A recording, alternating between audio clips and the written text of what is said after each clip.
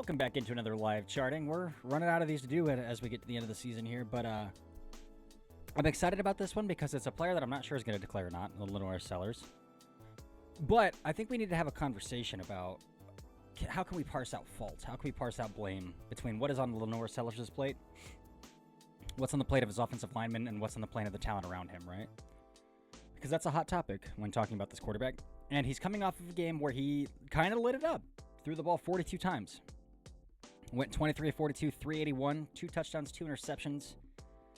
Again, he had 2 interceptions in this game, but looking at PFF's data, and again, PFF, do with it what you want, but like I do think there's some merits to things like 7 big-time throws, 1 turnover-worthy play despite the 2 interceptions.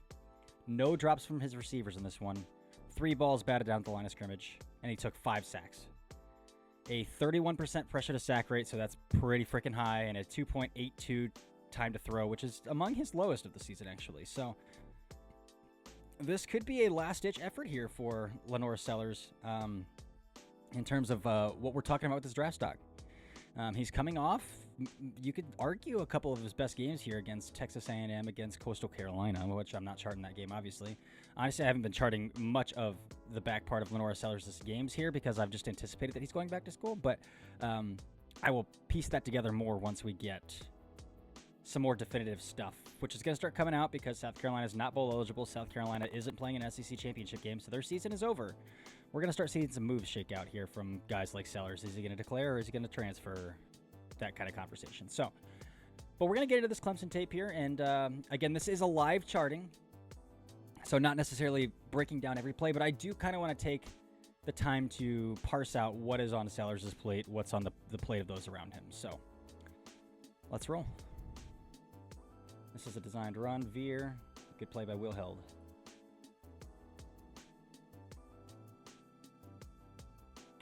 A play that Sellers probably should have handed the ball off there. All right, pass complete for 6 yards. All right, back foot, ball's out. These are things you want to see him be decisive with. Little triangle read here. Back foot, ball's out. Looking at 5 yards up the hash. So again, as I chart this out, there are going to be some dead spaces where I am putting lines on my chart here, and then we will, as always, break down the chart, go over the chart at the end of the video once all of this is completed. And kind of discuss what that means. But that's 1 for 1 for Sellers so far. All right, 0 yards here, complete short left to his back. Just a screenplay. It's a fine ball. Oh, come on now. It's a fine ball.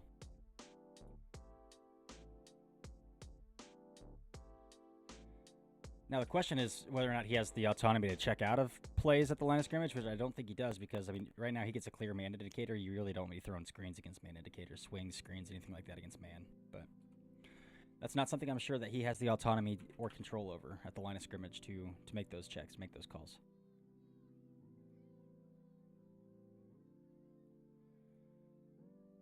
I do think it's worth mentioning that his play did get almost night and day better after firing the offensive coordinator Mike Shula as well. So I think that's a talking point we can discuss as well at some point. Again, I don't want to get too deep into the weeds on LaNorris Sellers until I know for sure that he's declaring this year. All right, 8 yards. Ball's out. Got 5 yards. Middle of the field to just inside the number. So again, he's working the quick game stuff really well here, which has been kind of a struggle for Sellers at times this season.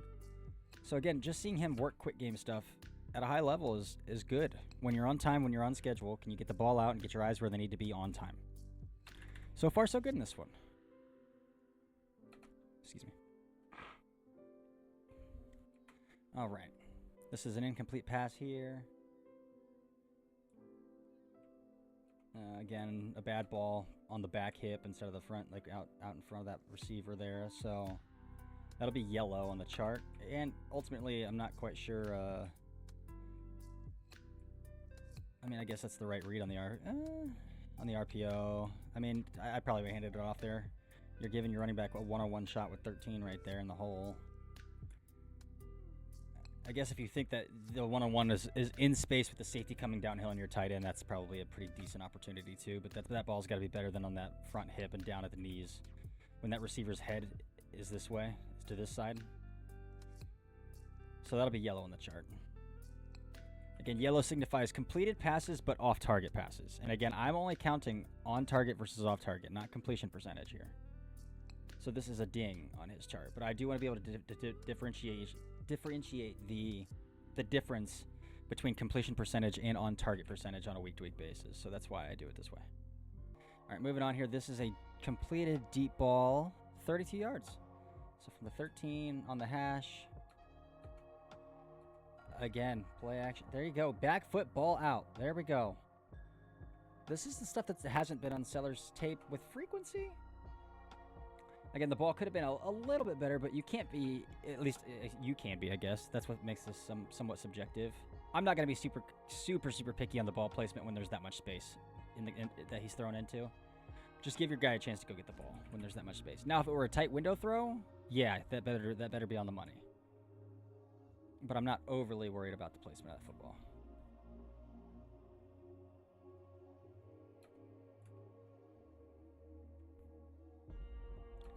And again, good read. Again, this is a 3-beater. And they are throwing you inverted 2 here.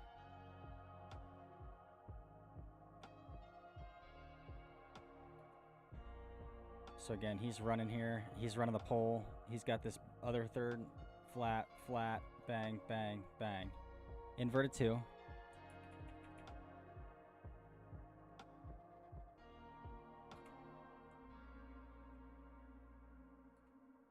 So again, with inverted 2, against cover 2, your holes are going to be outside the numbers along the boundary up here on each side of the field here. Again, what cover 2 is going to do is it's going to lock down shallow, and it's going to try to bracket over the top. So you got to find those hole shots.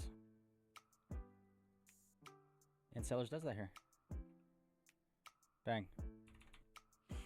All right. So far, so good. All right, run for 4 yards. 10 yards, Nick Arbor. So we're looking at 24 to the 34. Knees down. 10 yards, middle of the field to the hash. Again, balls out fast, man. This is the stuff that you want to see from Sellers consistently.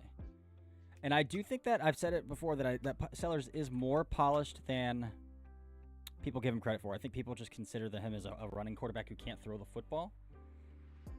That's not the quarterback that I see when I watch Sellers, but I do see a quarterback who's still fighting to stay in structure a little bit and whose timer needs a little bit of work. But again, we're seeing some real quick decisions here. Incomplete short right to Harbor.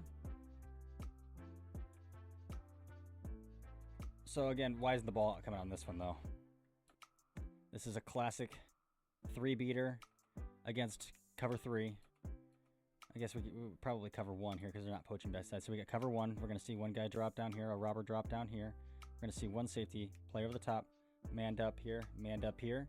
Again, if you got cover 1 and this guy's running a clear out, you got to throw to this crosser coming over here. You got to throw that football. And you'll see it's open. The clear out works against cover 1 here. Safety runs with the clear out. That's a lot of space. This guy's got his back turned here. You got to throw into this window.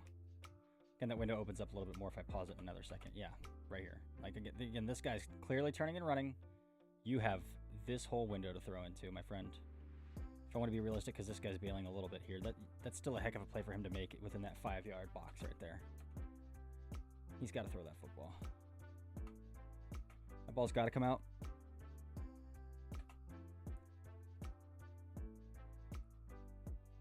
All right, but I mean, he's still trying to make a play right there. This is ruled incomplete. We will watch the end zone view of this just to see where the placement was, because there's part of it that wants to say that's on target. 8 yards. That'll be from the numbers to the boundary. And again, this is where again I like to differentiate between what my charting project can tell you and what it doesn't tell you. From a process standpoint, I don't love the process. That ball should be out to the crosser right here. Hit that back foot. That ball's got to be out. From an accuracy standpoint, on the run, on the move, that's a good ball. So this is what's going to be blue on the chart. As in, this is an on-target throw that was ruled incomplete. So by the chart, this is going to look like a positive. From a ball placement perspective, this is a positive. If I were evaluating this, scouting this game, I would say I would ding this rep from him as a negative. As a, that ball should have been out. Why are you late? You hit your back foot. You had the over that you're looking for against the coverage, one of the cover 1 or cover 3 against the coverage that you're looking for. Why is the ball not out to that over? So again, that's kind of the difference between the philosophies of charting versus scouting for me in terms of quarterback evaluations. There's merits to both, and I incorporate both. Obviously, my charting isn't my full evaluation. I can't fully scout without my data, without my ball placement and accuracy data. So a little bit of each. All right, this is a sack. We'll see from a perspective here as well. All right, nobody's open. So again, look, this is a good LaNorris Sellers rep from the pocket. Look at him step through. He feels the pocket collapsing around, step through. Again, that's the stuff that people don't give credit for him. They think that at any sense of pressure that he gets, he's running around back there and trying to make a play with his legs. Here, step through, bang, bang. But again, where's he going with this football? He's got nowhere to go with the football. So, good process rep. Again, it's what, 3rd and 8. Taking a sack on 3rd down isn't the worst thing in the world either, trying to make a play. They got a spy on him, and they got home a 3-man. So, again, that's where I would say a little bit of play design, a little bit of offensive line failure, more so than Sellers' perspective. All right, 10 yards to Jacobs here.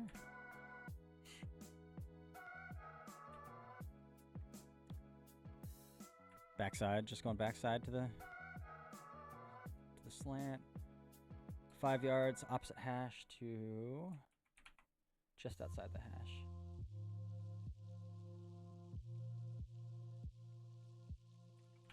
I've liked the Sellers tape so far. If he declared, I would still be in. I'd still be intrigued. I would go back and chart the rest of the games that I haven't charted yet, which is probably like 3 of them. 12 yards here as well. Ball, back foot, ball out. Okay.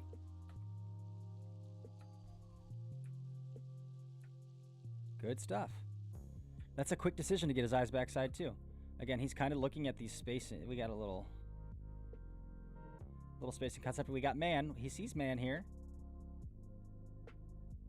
This allows that linebacker to vacate, and we got a slant flat opposite side. So he's just going to throw in right behind this linebacker. Got his eyes backside fast. Made the play. Love it. That's the good stuff. That's the good stuff. Decisive. Decisive. Now, ultimately, I do think Sellers would be probably best served to transfer and get a good year of tape out there. But again, with his tools and some of the, like, you can see there's obviously more instructor than people give him credit for. Some GM might tell his agent, hey man, we'll take him. We'll take him early. All right, this is 53 yards. Oh yeah, this is the bomb to Harbor. Scary when there's a dude as big as Harbor that can separate like that on the vertical plane. That's all he can really do is run really fast on the vertical plane, but scary dude. So again, we're looking 53 yards, and I do give end zone depth as well. 4 yards, so 57 yards into the end zone, middle of the field to just right of that 2-point conversion hash right there. On the chart, 53 yards. Beautiful ball. We'll go back and take a look at what he saw, perhaps a little bit as well. But that's a gorgeous ball. Again, the tape, nothing to the left side of the field yet, so you know, there's a little Trubisky McCarthyism to him in that regard. But again, this is a design shot. It's a little half rollout throwback. Actually, no, it's not. I take that back. They're running flood play side, and he just goes backside. He takes the backside post. So I think what he's seeing is this robber coming downhill here. So he's gonna get his eyes play side, and he's gonna keep the safety held then to the play side, to the trip side, and that's gonna give Harbor a step on this backside post for him to throw in over the top. That's really good stuff.